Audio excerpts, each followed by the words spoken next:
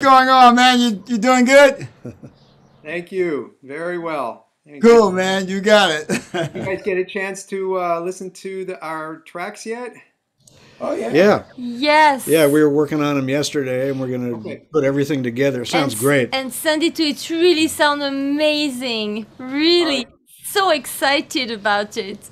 Just kind of dovetail it in where you feel it can lend a texture, and just back it out where you. Because I had to kind of listen to. So I was listening to first what you were singing, and Yes. then take that into account where it lies over Josh's keyboard parts, Right. how his exact voicing differs from the actual chord progression that I see on my chart. Right, right. Sometimes it's quite different. Sometimes it fit completely within the mold, and that's his right as let's say we're the dominant or most important harmonic element of the piece, and then it was how to texture something around that. It Yeah. was beautiful, because I mean the way I imagined it also with the introduction, like really coming from the nature, coming from the sea directly. And Okay. that's what really I felt for that, and the way you blended into that, it was just like, really as I wrote you, making my imagination come to reality, and but still stay in a dreamland, which it was.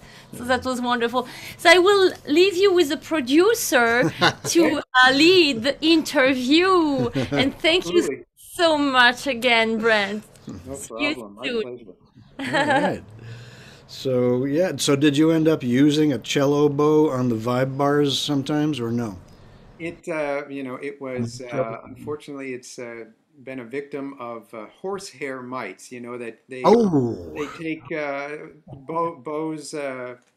yeah. String instrument bows are made out primarily out of what is it? Excess horsehairs. It's a don't worry, this is not one of those like testing on rabbits types of things. They take it from the horses, and the horses are not harmed in the process. But anyway, Right. that's how bows. That's where the bow comes from, and so they're prone to get mites in there. I didn't realize you had to. We have to put little mothballs inside the cello case, so I wasn't able to use it. On the other hand, if you really think it would lend something, I know of Oh no, no, no, somebody no. somebody who I had used this with previously, and they probably had the Pro Tools files from I don't know 6 7 years Oh no, ago. no, no. What you did was perfect. I was just curious about some of the sounds, and, yeah.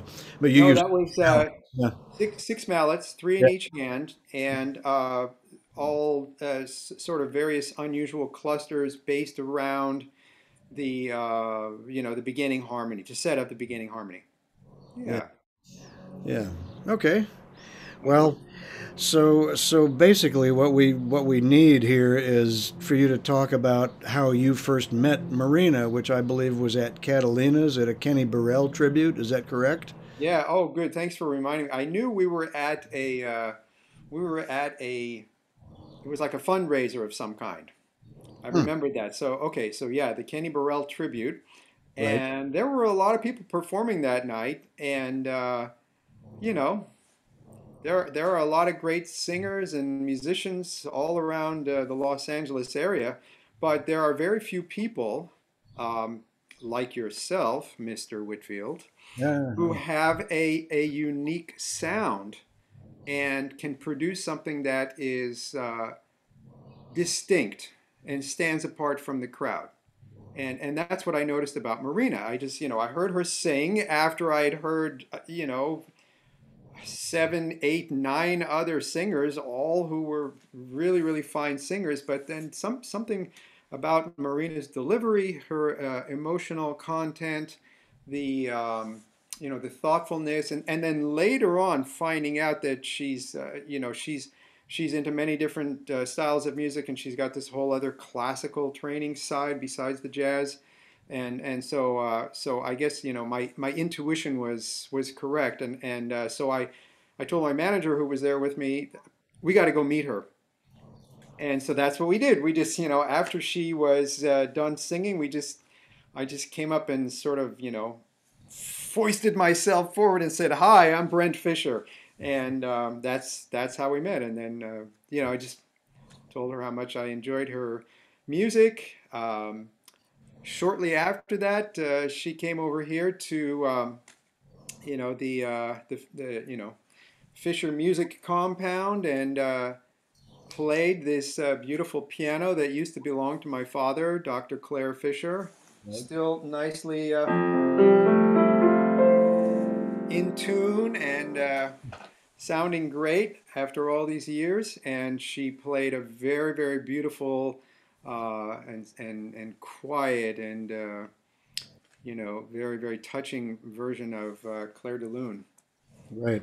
And that was just amazing to listen to, and so each time I have been in touch with her, it's like a mutual admiration society. She came over and attended a big band rehearsal one time, and then she's been to some of our concerts and seen what I do, and so I think there's a deep understanding that both of us are trying to do something different with our with our art.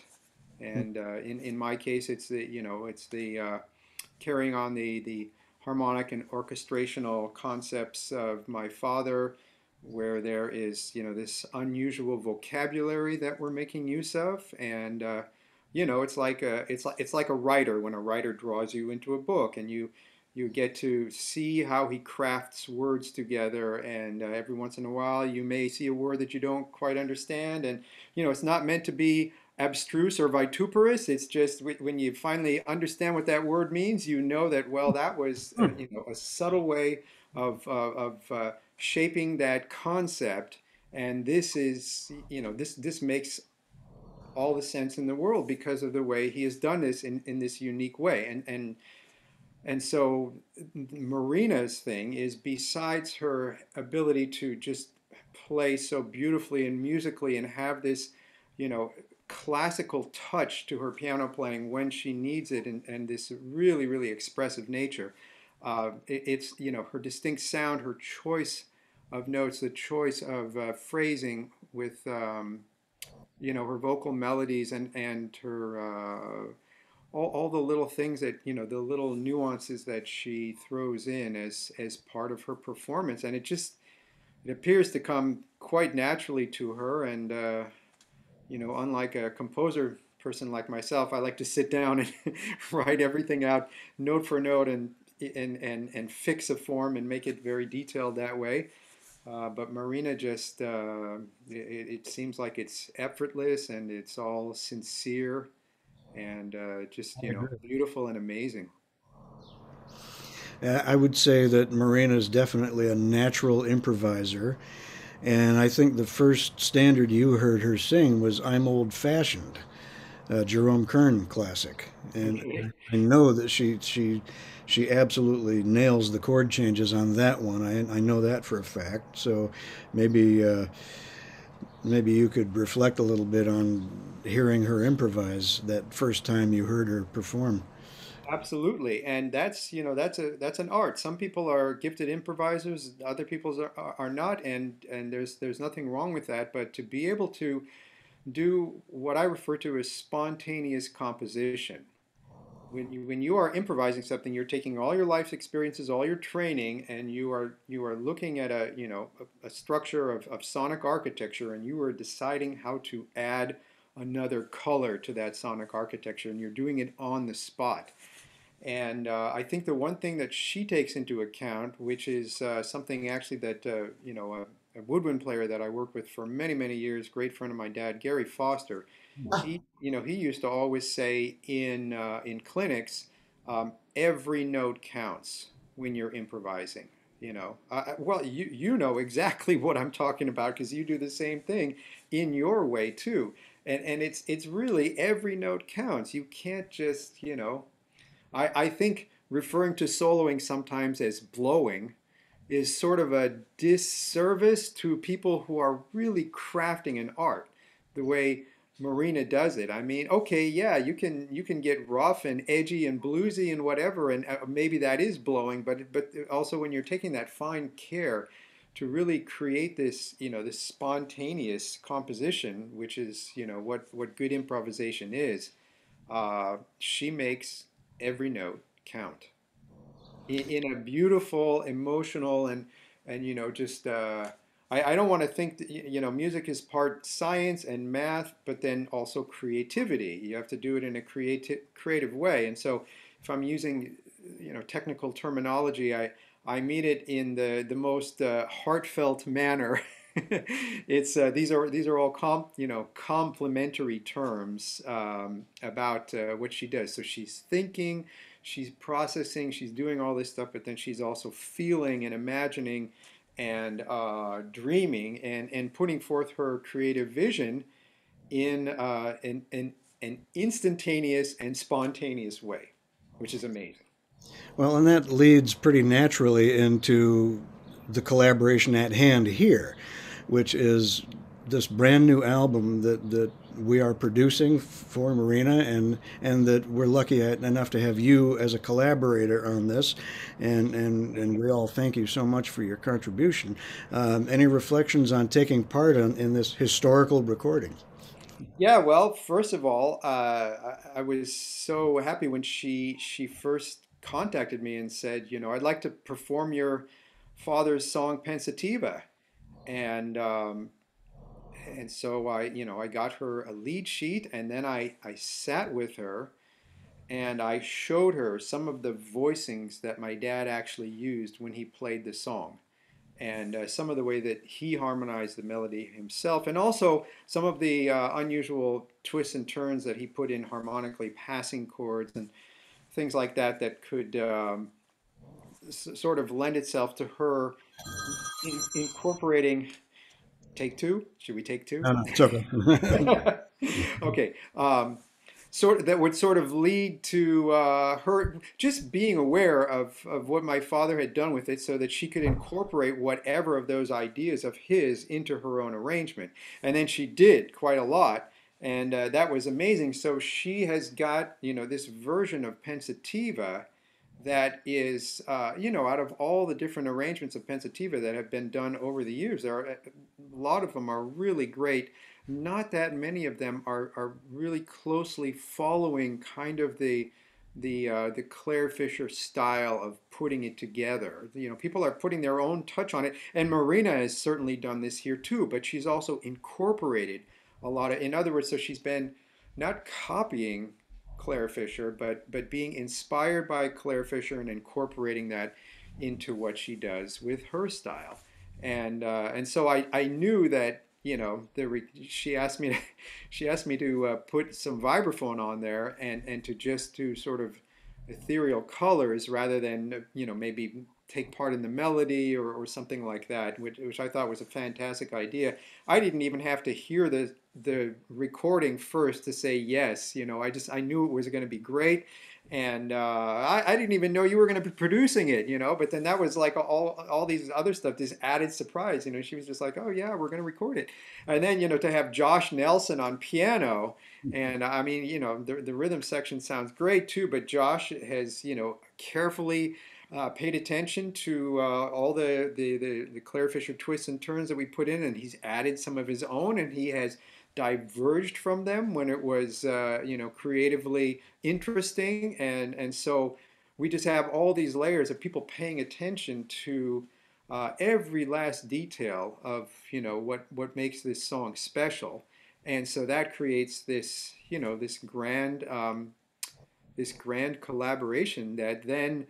My job was to listen to Marina's delivery, how it fits over the keyboard part, how the keyboard part creates its own textures within the music, and then what I could do to sort of support that and add another layer of oral, and I mean oral in the term of AURAL, coloring to the piece. With very subtle, vibraphone splashes and harmonies, I was able to put some of my Fischer proprietary six mallet, six-part harmony voicings in the beginning section to kind of set the mood for this, ethereal flavor that we were all going for.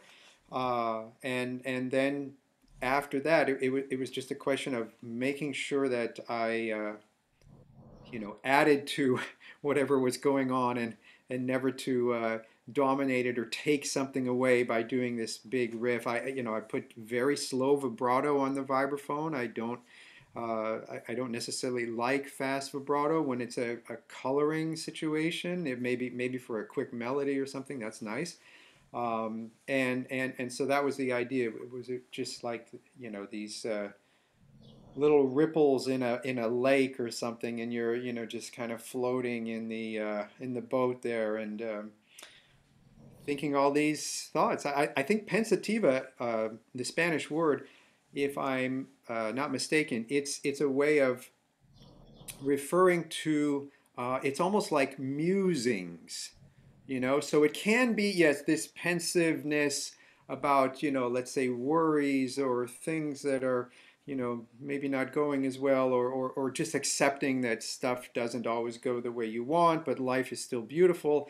And so there's that type of pensiveness, but I think also pensativa in the, the feminine form of the word there can also mean just kind of thoughts and just wanderings of the mind, and so it can be a beautiful and deep and intense thing all at the same time.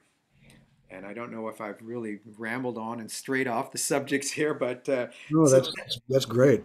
No, that was my approach to putting my part on, and just use it where you like, because I'm sure you'll figure out the right way to just sort of massage everything in and make it all, the thing I think you'll notice when you heard some parts is that it was also quite a bit of dovetailing, where I would set up something and then all of a sudden I would back off, because then what Josh was doing on the keyboards really turns out to be the answer to the or the response to the phrase that I put forth there, and I didn't feel the need to add anything at that point. So in a sense, I was almost thinking of the vibraphone part as a reduction of what I might have done had I put a string arrangement on there,